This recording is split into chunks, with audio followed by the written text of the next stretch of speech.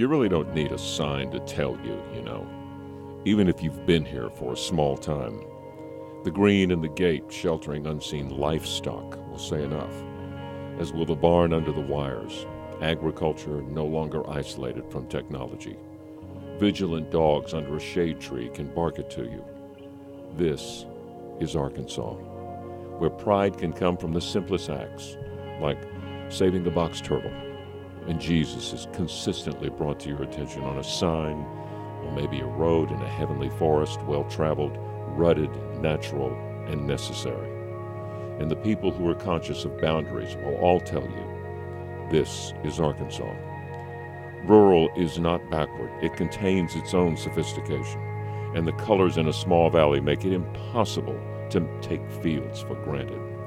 The prominent reminders of hard work, emergency response on tap in isolated suburbs say it.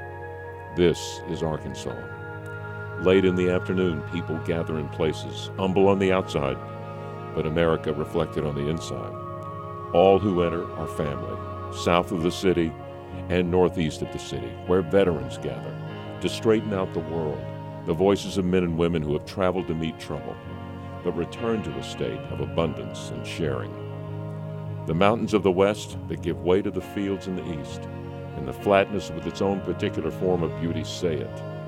This is Arkansas. The man-made monuments that say hello, or just up the road that say goodbye, or over a bridge that fill a space that begs for personality and color. Back ends of businesses eking out their own version of the American dream. It is there between the boards and the fence, or down that dusty road that leads to a bumper crop of hope, which means when you finally cross the river, you may leave Arkansas, but it never leaves you.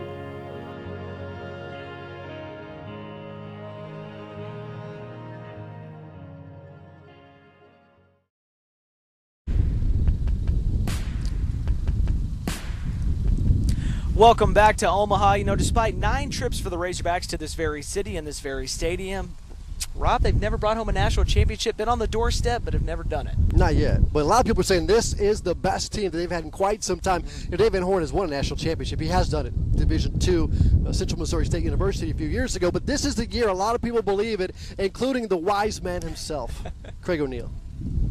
Well, after 60 years of being a Hog fan, I've developed 3 categories of Razorback sports. Category 1, you live and die with every play. Basketball and football, they're number ones. Category 2, you've resigned yourself to a loss, but you appreciate the effort and you look to a brighter future. Again, basketball and football, the 2 primary sports in this one. Category 3, the pleasant surprise. Track was always in this one. This year, softball and gymnastics and golf are here. But this year, let's add a 4th category. The gotta have it. Baseball has this one all to itself. After 5 lackluster football seasons, basketball slowly improving but still without cutting down any nets, an athletic program with a whole new regime looking for momentum into the fall.